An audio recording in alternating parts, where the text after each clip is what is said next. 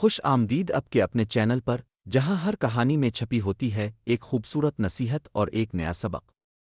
تو لیجیے اللہ کا نام لے کر آج کی دل کو چھو لینے والی کہانی شروع کرتے ہیں۔ کہانی کا عنوان ہے ماضی کے بوجھ کو ساتھ مت لے کر چلی۔ ریحان اکثر پریشان رہتا تھا۔ وہ اپنی پرانی ناکامیوں، دوستوں کی دھوکہ دہی اور اسکول میں کی گئی غلطیوں کو دل سے لگائے بیٹھا رہتا۔ نہ ہنستا، نہ مسکراتا، نہ آگے بڑھنے کی کوشش کرتا۔ ایک دن وہ گاؤں کے بزرگ بابا جان کے پاس گیا اور کہا، میرے دل پر بہت بوجھ ہے، مجھے لگتا ہے میں کبھی کامیاب نہیں ہو سکتا۔ بابا جان نے اسے ایک خالی تھیلا دیا اور کہا، باہر جاؤ، ہر اس پتھر کو چن کر اس میں ڈالو جو تمہیں اپنے ماضی کی تکلیف یاد دلائے۔ ریحان سارا دن پتھر اکٹھے کرتا رہا، کبھی اسکول کی یاد، کبھی کوئی پرانی شرمندگی، کبھی کسی دوست کا جھوٹ۔ تھیلا اتنا بھاری ہو گیا کہ بمشکل اٹھا سکا۔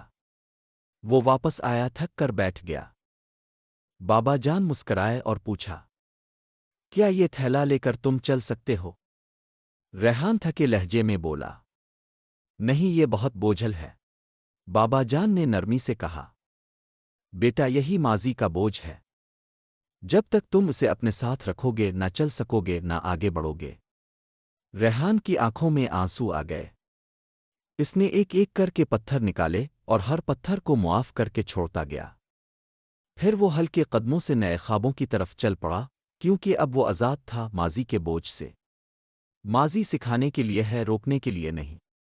اپنے دل کو ہلکا کریں، تبھی زندگی کے سفر میں آسانی ہوگی۔ معافی اور آگے بڑھنا ہی اصل حکمت ہے۔